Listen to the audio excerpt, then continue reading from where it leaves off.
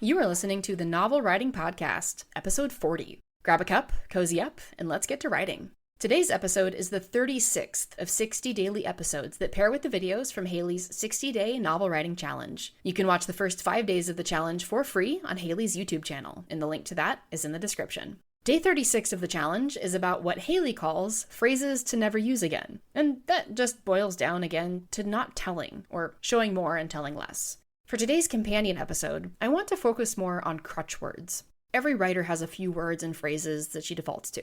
Mine typically have to do with shivers racing down someone's spine, a throat tightening with emotion, frowning, or, as my mom pointed out, my character Renault always being grumpy and gruff. If you've written a draft before, or you find yourself writing phrases over and over again, make a list of those words and phrases.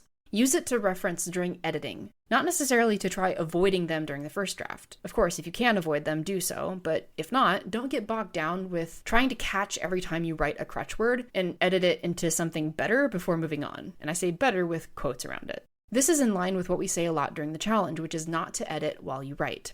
Remember, the first draft is supposed to be garbage. Let it be garbage. Don't try to come up with alternatives in the first draft if it slows you down. My drafts don't get that cleaned up until copy edits, and that's the second to last editing stage. Your draft can have those crutches all the way to copy edits, and it won't be the end of the world. In fact, copy edits are great because copy editors can catch all the crutch words that you might have completely sailed over when writing. Lauren Loftus is my copy editor through Tally Inc., and she's caught so many of my crutch words and then kindly written them all down for me for future drafts. I use that sheet she provides to run through my drafts before they go to her for the next books. No matter which writing platform you use, it likely has a find and replace feature for you to hunt the words you need to fix, words that Haley has issues with, and anything that your beta readers catch when they go through your finished draft later.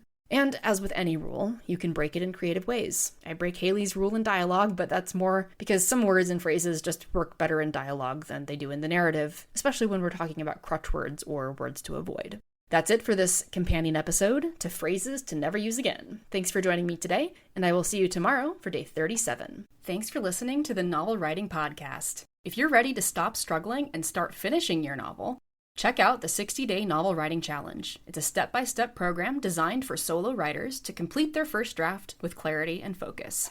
Visit the link in the description to learn more.